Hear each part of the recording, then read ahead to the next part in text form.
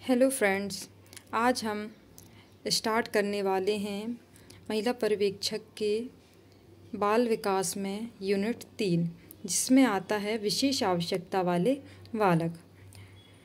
तो हम आज के इस वीडियो में विशेष आवश्यकता वाले बालकों के बारे में देखेंगे। तो चलिए स्टार्ट करते हैं।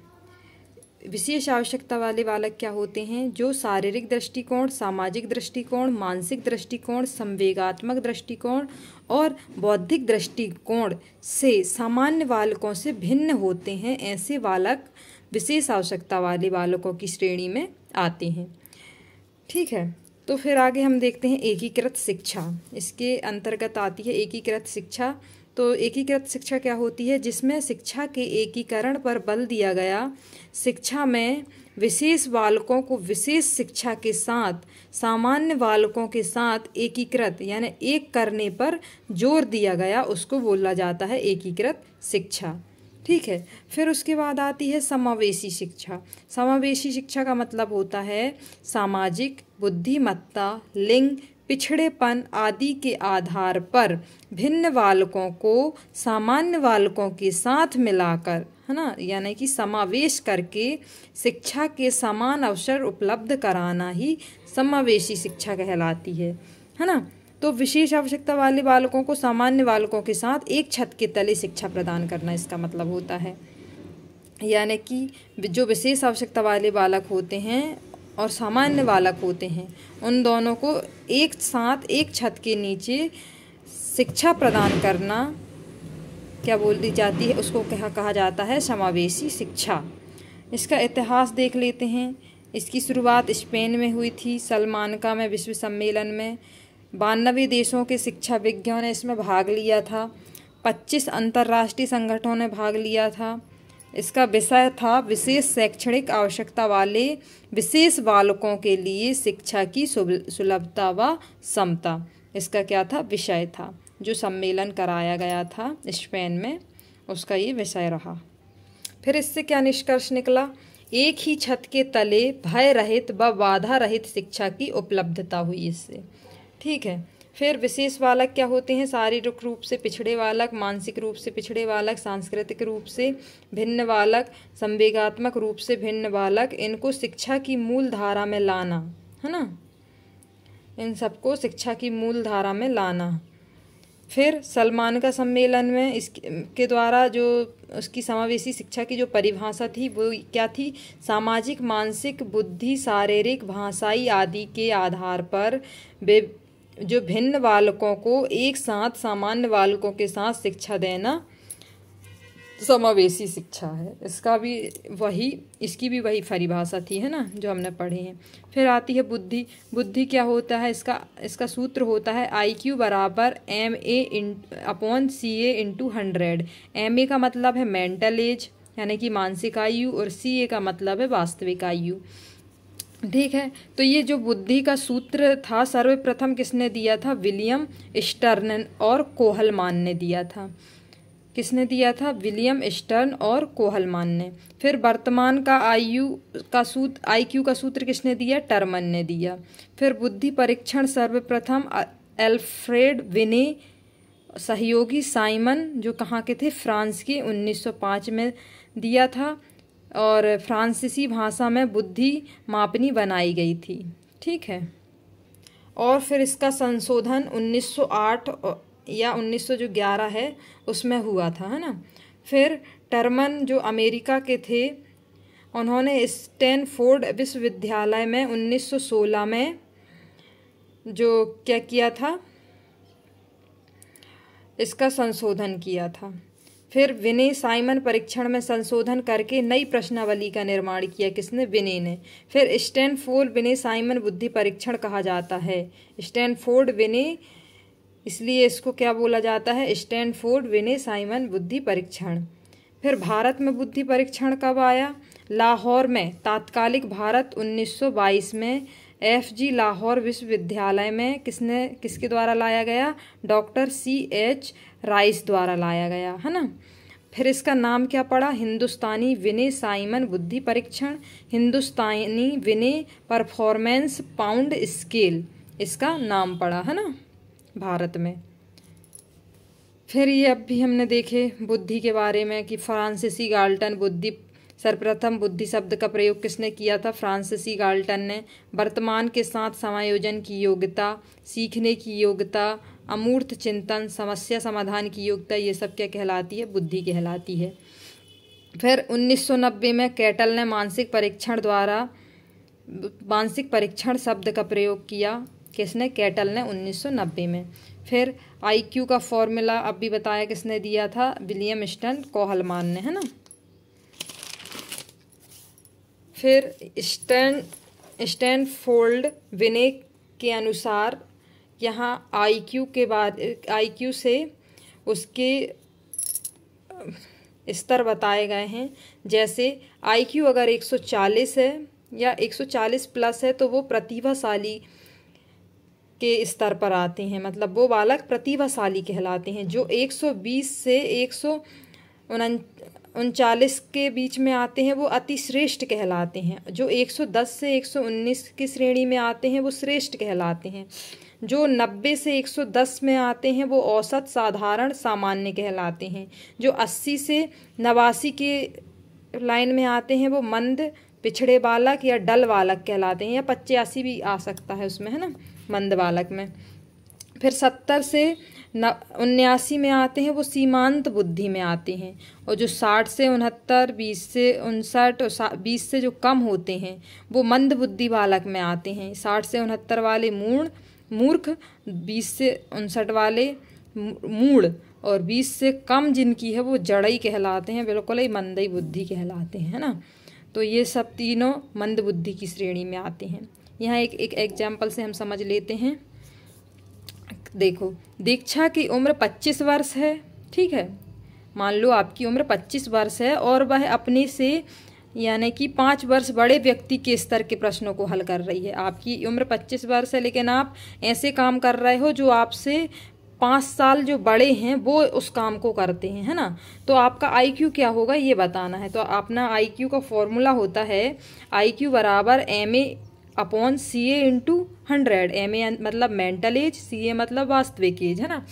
तो MA मेंटल एज कितनी है आपकी? 25 साल के हो आप, और आप 5 साल बड़े से, मतलब 5 साल बड़े जो व्यक्ति हैं उनके मेंटल से काम कर रहे हो, मेंटल एज से। तो 25 और 5 कितना हो जाएगा? 30। और आपकी वास्तविक एज कितनी है? 25 है, × 100। फॉर्मूला में अपना मान रखे, उत्तर आ जाएगा 120 आईक्यू। 120 आईक्यू आ रहा है, मतलब आप किस श्रेणी में आ रहे हो? 120 से 139 में अति श्रेष्ठ, मतलब आप काय में हो? अति श्रेष्ठ की श्रेणी में आ रहे हो। तो ये समझ आ गया आपको। इस टाइप से क्वेश्चन आ सकते हैं जिनमें आपको पूछ सकता है इतना आईक्यू है तो आप किस श्रेणी में आ रहे हो, है ना। तो ये श्रेणी भी याद रखिएगा। चलिए, अब आता है आखिर समावेशी शिक्षा की जरूरत क्यों पड़ी हमें? समावेशी शिक्षा की जरूरत क्यों पड़ी? छात्रों के सामान्य मानसिक विकास हेतु, सामाजिक एकीकरण हेतु, शैक्षणिक एकीकरण हेतु, समानता की भावना विकसित करने हेतु, और दूरियों यानी समाज को मिटाने हेतु, है ना। समाज की जो दूरियां हैं उनको मिटाने हेतु हमें समावेशी शिक्षा की जरूरत पड़ी। फिर आता है समावेशी शिक्षा के सिद्धांत। कौन कौन से सिद्धांत पर कार्य करता है? प्रत्येक बालक को समान अवसर उपलब्ध कराना जिसमें बालकों की समान भागीदारी हो, है ना। विशेष आवश्यकता वाले बालकों को अतिरिक्त सहायता प्रदान करना, उत्तरदायित्व व सहयोग की भावना विकसित करना, विशेष आवश्यकता वाले बालकों की जानकारी एकत्रित करना, शिक्षा में सामुदायिक भागीदारी को बढ़ावा देना, पिछड़े बालकों की सामान्य बालकों के साथ अंतःक्रिया को बढ़ाना। ये सब क्या है? सिद्धांत हैं समावेशी शिक्षा के। फिर आता है समावेशी शिक्षा के लाभ, नहीं उद्देश्य देख लेंगे अभी। समावेशी शिक्षा के उद्देश्य क्या हैं? छात्रों में आत्मनिर्भरता की भावना का विकास, सभी बच्चों को समाज शिक्षा की मुख्य धारा से जोड़ना, सभी वर्गों में जागरूकता उत्पन्न करना, प्रजातांत्रिक मूल्यों की स्थापना, विशेष बालकों के बारे में फैली गलत भ्रामक भ्रांतियों को दूर करना, है ना। प्रशिक्षित शिक्षकों के द्वारा एक छत के तले सभी के लिए उचित शिक्षा प्रदान करना। ये सब क्या हैं? समावेशी शिक्षा के उद्देश्य हैं। तो आप इनको पढ़ते जाइएगा और चाहो तो नोट कर लेना अगर टाइम हो आपके पास तो, नहीं तो आप वीडियो की ही मदद से इसको सुन सकते हैं और रीड कर सकते हैं, है ना, क्योंकि इतना टाइम नहीं बचा है कि आप नोट्स बना सकें। आप अपने टाइम के हिसाब से मैनेज कर लीजिएगा।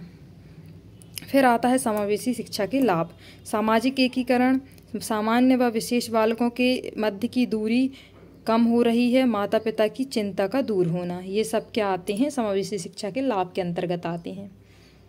ओके, फिर देख लेते हैं विशेष आवश्यकता वाले बालक। ऐसे बालक जो सामान्य बालकों से भिन्न हों, है ना, बौद्धिक दृष्टिकोण से, शैक्षणिक दृष्टिकोण से, शारीरिक दृष्टिकोण से और समस्याग्रस्त बालक आते हैं विशेष आवश्यकता वाले बालकों में। बौद्धिक दृष्टिकोण से यानी प्रतिभाशाली बालक, मंदबुद्धि बालक, और शैक्षणिक दृष्टिकोण यानी तीव्र गति से सीखने वाले बालक, धीमी गति से सीखने वाले बालक, और शारीरिक मतलब अंधे, बहरे, लंगड़े, हाथ से अपाहिज, बोलने में सक्षम ना होना, ये सब क्या आते हैं, शारीरिक दृष्टिकोण वाले बालक। फिर आता है समस्याग्रस्त बालक, समाज के आधार पर अस्थिर, संवेगात्मक आधार पर असंतुलित, ये सब समस्याग्रस्त बालक है ना। फिर आते हैं प्रतिभाशाली बालक।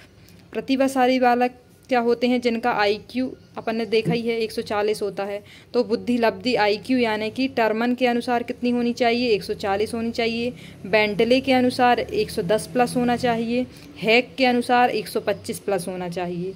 तो वो बालक क्या कहलाते हैं, प्रतिभाशाली बालक। सामाजिक दृष्टिकोण से क्या होते हैं प्रतिभाशाली बालक, समाज के मान्य व्यवहारों का पालन करते हैं, समाज के मूल्यों का धारण करते हैं।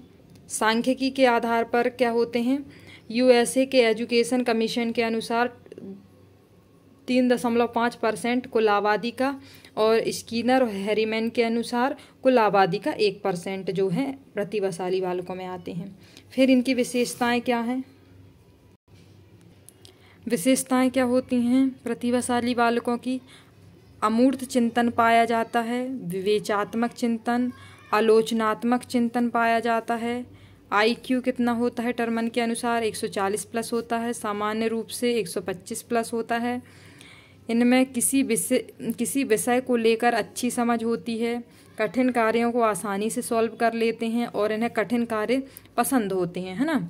सामान्य के प्रति सकारात्मक दृष्टिकोण होता है, अधिक जिज्ञासा पाई जाती है, स्पष्टवादी व्यक्ति होते हैं, लक्ष्य केंद्रित कार्य करते हैं, अंतर्ग्रहण की क्षमता उच्च होती है, व्यवहारिक ज्ञान अच्छा होता है, हस्तलेखन में थोड़ी लापरवाह होते हैं, सूक्ष्म अवलोकनकर्ता होते हैं, संवेगात्मक रूप से स्थिर होते हैं, कक्षा के पाठ्यक्रम के अलावा अन्य गतिविधियों में भाग लेते हैं, है ना। चिंतन सृजनात्मक सकारात्मक होता है। तो ये विशेषताएं हैं अपनी प्रतिभाशाली बालकों की, ठीक है। फिर प्रतिभाशाली बालकों की पहचान कैसे की जाती है, एक बुद्धि परीक्षण द्वारा, अवलोकन द्वारा, विद्यालय के अभिलेखों द्वारा इनकी पहचान की जाती है। फिर इनको शिक्षण कैसे दिया जाता है, पहला नवोदय विद्यालय द्वारा, है ना, शिक्षण व्यवस्था की जाती है। मतलब जो प्रतिभाशाली बालक होते हैं उनको अपन को पता है विद्यालय में एक परीक्षा के द्वारा उनका परीक्षण किया जाता है, IQ लेवल, है ना, और फिर उसको नवोदय विद्यालय में एडमिशन दिलाया जाता है। नवोदय विद्यालय की स्थापना 1986 में NEP के तहत की गई, है ना, नेशनल एजुकेशन पॉलिसी के द्वारा की गई। फिर क्या होता है, प्रतिभाशाली बच्चों को आवास एवं शिक्षा की उत्तम व्यवस्था निःशुल्क दी जाती है नवोदय विद्यालय के द्वारा। विशिष्ट कक्षाओं का आयोजन किया जाता है, त्वरित आगम उपागम पदोन्नति अतिरिक्त पाठ्यक्रम दी जाती हैं, तकनीकी शिक्षा, पुस्तकालय का सदुपयोग करने की सलाह, सेमिनार का आयोजन, ज्ञानवर्धन कार्यक्रम, प्रतियोगिता का आयोजन, शैक्षणिक भाषण, ये सब नवोदय विद्यालय के अंतर्गत आते हैं, है ना। फिर आती है निगमनात्मक विधि द्वारा प्रोजेक्ट विधि, खोज विधि और प्रयोगशाला विधि। फिर आते हैं मंदबुद्धि बालक। मंदबुद्धि बालक क्या होते हैं, मेंटल रेफ्यूलेटेड चाइल्ड, है ना। 1913 तक मंदबुद्धि बालकों को ही पिछड़े बालक समझा जाता था। इंग्लैंड में क्या हुआ, मंदबुद्धि बालक को मंगोलिज्म शब्द से मतलब परिभाषित किया गया इंग्लैंड में 1913 में मेंटल डिफेक्ट एक्ट, है ना। फिर आते हैं क्रो एंड क्रो, उनके अनुसार इनका IQ 70 से कम होता है वह मंदबुद्धि बालक होते हैं ना। जिनका IQ 70 से कम होता है, क्रो एंड क्रो ने बोला है कि जिनका IQ 70 से कम होता है वह मंदबुद्धि बालक होते हैं। फिर स्कीनर क्या कहते हैं, जब छात्र 1 वर्ष का पाठ्यक्रम निर्धारित समय में पूरा ना कर पाए तो वो भी मंदबुद्धि बालक होते हैं। फिर केस स्टडी 1799 में इटार्ड फ्रांस ने सर्वप्रथम विक्टर नामक बालक पर अध्ययन किया था। प्रकाशन वाइल्ड बॉय ऑफ एवेरॉन। और जो मतलब कि जिनका IQ के आधार पर जो 70 से कम या 70 के बिलोंग में होते हैं उनको ही मंदबुद्धि बालक कहते हैं। 50 से 70 के मध्य जो होते हैं, है ना, जिसको EMR एजुकेशनल मेंटल रिफॉर्टेड बोला जाता है। ऐसे बच्चों को जीवन यापन हेतु हस्त कौशल की शिक्षा दी जाती है। हस्त कौशल मतलब झाड़ू बनाना, दिया बनाना, मटका बनाना, अगरबत्ती बनाना, इनकी शिक्षा दी जाती है ना। इनको मूर्ख की श्रेणी में रखा जाता है। मानसिक आयु इनकी 8 वर्ष की होती है। ठीक है। TMR यानी ट्रेनिंग मेंटल रिफॉर्टेड, है ना। इनका IQ 25 से 50 होती है ना, या 20 से 50 भी बोल सकते हैं। ये मूढ़ होते हैं, है ना, एम्बिलिकल चाइल्ड। मानसिक आयु इनकी 3 से 7 वर्ष के बच्चों की भांति होती है। यह बच्चे पैसे के मामले में आत्मनिर्भर नहीं होते हैं, सेल्फ डिपेंड नहीं होते हैं, टॉयलेट ट्रेनिंग दे सकते हैं, खाने पीने की ट्रेनिंग दे सकते हैं, कपड़े बदलने की ट्रेनिंग इनको दे सकते हैं। ठीक है। फिर आता है CMR कस्टडी मेंटल रिफॉर्टेड, है ना। इनका IQ 25 से कम होता है या 20 से कम होता है। ये जड़ होते हैं, इडियट ही होते हैं ना, जड़ बुद्धि के प्राणी होते हैं। ऐसे बालक कंप्लीटली डिपेंडेंट होते हैं, जैसे भोजन के लिए, टॉयलेट के लिए, नहाने के लिए, कपड़े चेंज करने के लिए, है ना। ये कंप्लीटली डिपेंडेंट होते हैं। इन्हें संरक्षण में रखा जाता है ना। इन्हें ऐसे ही नहीं छोड़ सकते, इनका पूरा ध्यान रखा जाता है। CMR। फिर इनकी विशेषताएं क्या होती हैं, इनका संवेदी विकास मंद गति से होता है, इनका गामक विकास भी मंद गति से होता है, इनका शारीरिक स्वास्थ्य मानसिक स्वास्थ्य सही नहीं होता, चिंतन कल्पना परिकल्पना का विकास नहीं होता है, आत्मनिर्भरता की कमी होती है, भाषा का पूर्ण ज्ञान नहीं होता है, स्मृति कमजोर होती है, अवधान अटेंशन नहीं होता है ना, प्रॉपर नहीं होता इनके अंदर अटेंशन। IQ 70 से कम होता है, असफलता से डरते हैं, कार्य व कारण के मध्य संबंध स्थापित नहीं कर पाते हैं, व्यवहारिक ज्ञान की कमी होती है, सामान्य सामाजिक समझ का अभाव पाया जाता है, यह कुसमायोजित प्राणी होते हैं। ये सब हो गई इनकी विशेषताएं। ठीक है। फिर आता है कारण क्या होता है, इनका अनुवांशिक कारण भी हो सकता है। इनका 21वां जोड़ी गुणसूत्र यानी ट्रायसोमी होने से जायगोट में 47 गुणसूत्र पहुंचते हैं, जिससे बच्चा डाउन सिंड्रोम का शिकार होता है, जिससे मंगोलिज्म यानी कमजोर बुद्धि का प्राणी होता है। ठीक है, ये इसका कारण है, अनुवांशिकी कारण। दूसरा कारण है भ्रूण के विकास के दौरान चोट लग जाना, है ना। भ्रूण के विकास के दौरान माता द्वारा नशीले पदार्थों का सेवन करना, जन्म के दौरान संक्रमित रोग के कारण, है ना। और एक हो सकता है कुपोषण यानी स्तनपान का न कराना, उचित पोषण का अभाव, और छठवां होता है प्रतिकूल व्यवहार। ये सब क्या है, इसके कारण हैं मंदबुद्धि होने के। फिर आती है शिक्षा क्या होती है, विशिष्ट विद्यालय की स्थापना, शिक्षक प्रशिक्षित हों, पाठ्यक्रम को दोहराना चाहिए, संप्रेषण के अवसर प्रदान करना चाहिए, सामाजिक कौशल की शिक्षा दी जानी चाहिए, किंडरगार्टन मॉन्टेसरी विधि का प्रयोग करना चाहिए, हस्त कौशल की शिक्षा होनी चाहिए, शिक्षण गति धीमी होनी चाहिए, प्रेम सहानुभूतिपूर्ण व्यवहार करना चाहिए। ये सब है इनकी शिक्षा। फिर इसकी पहचान कैसे करें, अवलोकन द्वारा कर सकते हैं, परीक्षण के द्वारा कर सकते हैं, बुद्धि परीक्षण द्वारा, शैक्षणिक उपलब्धि के द्वारा कर सकते हैं, विद्यालय अभिलेखों का अध्ययन करके कर सकते हैं, केस स्टडी मेथड द्वारा कर सकते हैं इसकी पहचान। फिर LS पेनरोज द्वारा, बुक कौन सी है, बायोलॉजी ऑफ मेंटल डिफेक्ट, 4 प्रकार की मानसिक बीमारियां बताई हैं LS पेनरोज ने। कौन कौन सी, मंगोलिज्म, डाउन सिंड्रोम मंदबुद्धि प्राणी, क्रेटिनिज्म, हार्मोनल STH की कमी, बौनापन, थायरॉक्सिन की कमी, क्रेटिनिज्म, है ना। माइक्रोसिफली यानी ब्रेन का आकार, सिर का आकार सामान्य से कम होना। हाइड्रोसिफिली ब्रेन में सेरिब्रत स्पाइनल द्रव की मात्रा बढ़ जाती है ना। ये है हाइड्रोसिफिली।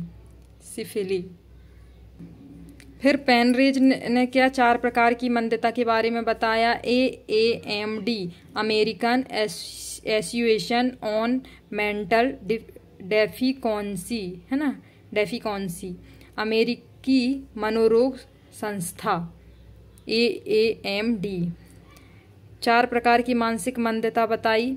अल्पमंद, इनका आयु 56 से 51 यानी 11 वर्ष। मध्यमंद आयु होता है 36 से 51, 7 वर्ष की। तीव्र मंद 20 से 35, 4 वर्ष का। गहन मंद 20 से कम, 2 वर्ष की इनकी मानसिक आयु होती है। ठीक है।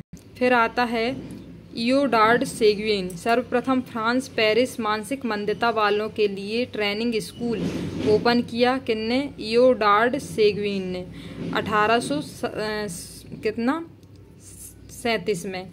फिर 1940 में इंग्लैंड ने मानसिक मंदता वाले बच्चों के लिए प्रथम आश्रम खोला।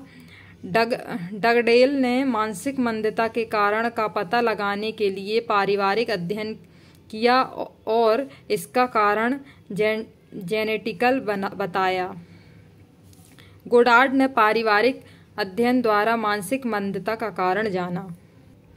फिर आता है पिछड़े बालक, है ना, बैकवर्ड चाइल्ड जिसको बोलते हैं।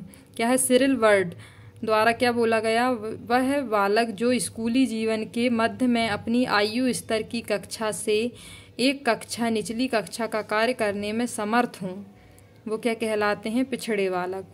IQ 85 के इर्द गिर्द 85 के इर्द गिर्द होता है।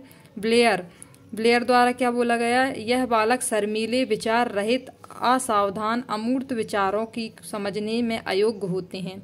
वार्टन हॉल ने जिन बच्चों की शैक्षणिक उपलब्धि उनकी स्वाभाविक योग्यता से कम होती है, ऐसे बालक पिछड़े बालक कहलाते हैं। ठीक है। फिर इनकी विशेषताएं क्या होती हैं? यह चित्र बनाने में, तकनीकी का प्रयोग करने में कमज़ोर होते हैं, गामक कौशलों में कमज़ोर होते हैं, यह असभ्य अशुद्ध भाषा का प्रयोग करते हैं, आत्मविश्वास में कमी पाई जाती है, तर्क शक्ति कमज़ोर होती है, नकारात्मक प्रवृत्ति पाई जाती है, दिवा स्वप्न में खोए रहते हैं, ख्याली पुलाव बनाए रहते हैं, मतलब शारीरिक व मानसिक आधार पर अक्षम्य होते हैं, किसी विषय वस्तु का सामान्यीकरण नहीं कर पाते हैं, कुसमायोजित होते हैं, जिज्ञासा की कमी होती है, उत्तरदायित्व की क्षमता सीमित होती है, उत्तरदायित्व की क्षमता नहीं होती है इनके अंदर, है ना, पिछड़े बालकों में। कारण क्या होता है? शारीरिक दुर्बलता हो सकती है, मानसिक दुर्बलता, बौद्धिकता में से कमज़ोर हो सकते हैं, बीमारी, कुपोषण हो सकता है, एकांत क्षेत्र हो सकता है, पारिवारिक कारण हो सकते हैं, झगड़े, आर्थिक कारण हो सकते हैं ना, स्कूल बार बार चेंज करना, ये सब पिछड़े बालक की कारण हो सकते हैं। फिर आती है शिक्षा। इनको कैसी शिक्षा दी जाती है? निदानात्मक शिक्षा, औपचारात्मक शिक्षा, हस्त कौशल शिक्षा, व्यक्तिगत शिक्षा, बाल केंद्रित शिक्षा, दोहराव एवं अभ्यास, अभिप्रेरणात्मक शिक्षा, सहानुभूतिपूर्ण व्यवहार, आत्म सुरक्षा, आत्मविश्वास का विकास करके जीवन निर्वाह योग्य कौशल की शिक्षा, ये सब शिक्षाएं हैं किसकी? पिछड़े बालकों की। अब इनकी पहचान क्या है? इनकी पहचान है बुद्धि परीक्षण, IQ टेस्ट कर सकते हैं, केस स्टडी द्वारा हो सकती है, विद्यालय अभिलेख द्वारा भी इनकी पहचान। जैसे प्रतिभाशाली बच्चों की पहचान होती है, वैसे ही पिछड़े बालकों की पहचान होती है। ठीक है, तो कुछ ज़्यादा ही हो गया है आज के लिए, बस इतना ही। अब हम अधिगम अक्षमता अयुक्त बालकों के बारे में कल जानेंगे, तो इसको आप देखिएगा पूरा वीडियो बिना स्किप किए। तो आज के लिए बस इतना ही, ज़्यादा होगा तो आपको भी अच्छा नहीं लगेगा क्योंकि ये थोड़ा बोरिंग टॉपिक है। तो आज के लिए बस इतना ही। Thanks for watching. Please channel को लाइक, सब्सक्राइब एवं कमेंट और शेयर ज़रूर कीजिएगा, जिससे मुझे मोटिवेशन मिल सके और मैं आपके लिए ऐसे ही डेली वीडियो लाती जाऊँ। Thank you.